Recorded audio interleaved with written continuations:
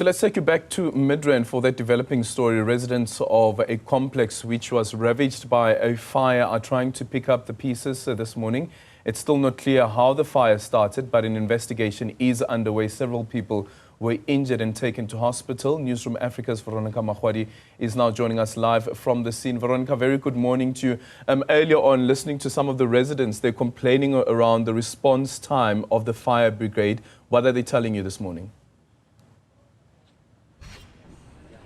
Well, good morning, Aldrin. I can tell you that this morning residents, as you said, are picking up the pieces. Many of them were relocated overnight where alternative accommodation was found for them at hotels around Midrand to stay the night. But the sense we are getting from residents now is definitely uncertainty. Many of them have gathered just outside the gate of the Boardwalk Urban Village, a complex that has 150 units. And you can just see some of the family members here that have gathered outside. This stretches as far down as the road and further towards us. Many of the residents, I can tell you, Aldrin, wearing pajamas, some in gowns, giving you the fact and showing you just how what transpired late last night as the country was celebrating Heritage Day. The police, well rather EMS services, received that distress call at around 9 o'clock in the evening. And of course, we also heard from some of the residents that after that, it was truly a scramble.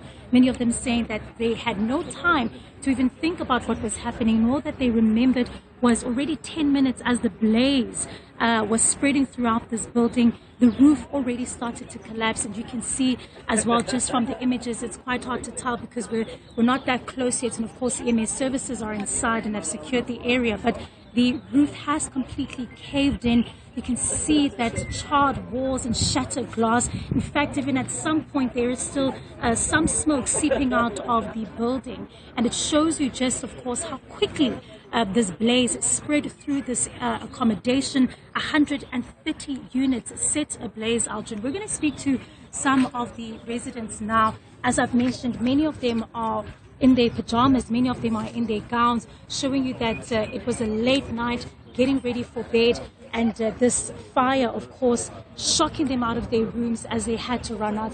We're going to talk to one of the residents now. Thank you so much for your time. You're live on Newzroom Afrika. Just walk us through what you remember. I know many of the guys were saying that there was a fire alarm, but the residents, in some way, it wasn't a rush per se. Just walk us through what you remember. Thank you so much. On my side yesterday, I was cooking. It was around 8:30, and I heard alarm outside. And we normally hear this alarm, but you know the security will normally go to that particular room and check if there is anything happened, and you know try to minimize the situation. But yesterday it was a different scenario as well because everyone was screaming outside the passage. But I managed to go back to my room and switch off my stove. And there was no time for me to take my laptop, my work laptop, and also my personal laptops are all inside there, TV, everything. The only thing I managed to save was my car.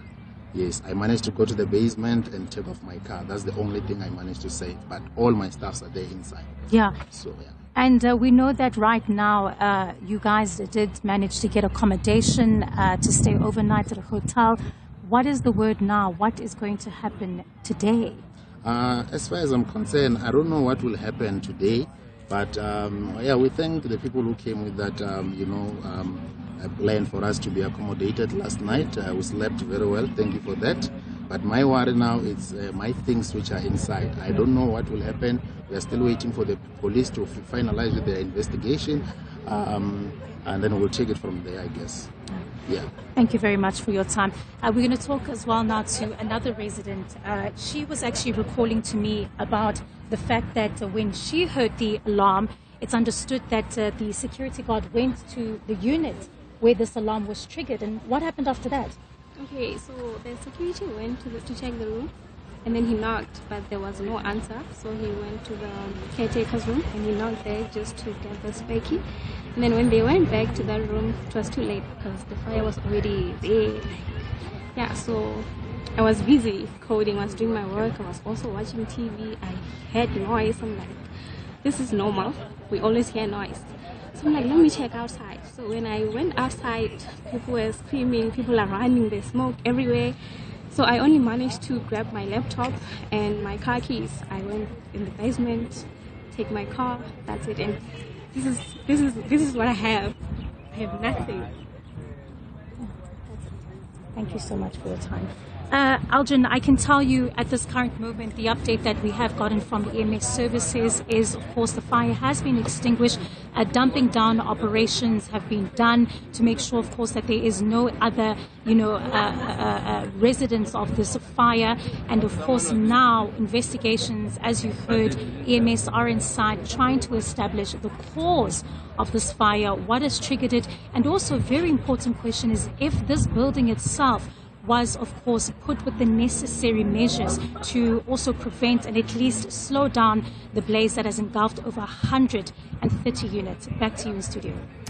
Thank you so much, Veronica Makhoali, there joining us from Midrand following that incident that happened overnight where around 130 units, residential units, were engulfed by flames late last night. Still